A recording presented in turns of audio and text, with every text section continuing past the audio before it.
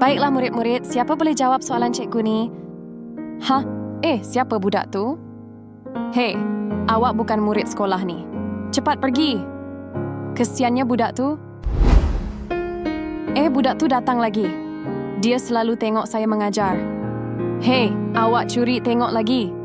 Pergi dari sini. Budak miskin tak boleh belajar. Maafkan saya. Dia miskin, tapi dia ingin belajar. Pergi dari sini. Awak tak boleh belajar secara percuma. Dah seminggu saya tak nampak budak tu. Kemana agaknya dia pergi?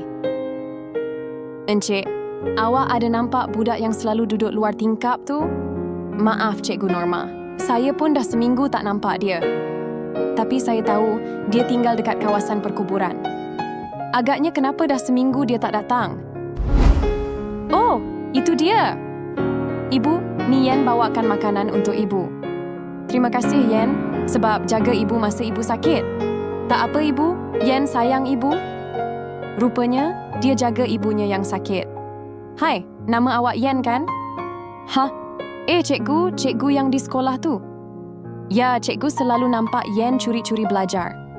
Sebab Yen suka belajar, cikgu nak ajak Yen belajar di sekolah. Tapi Yen miskin dan tak ada duit. Jangan risau, cikgu bagi Yen belajar secara percuma.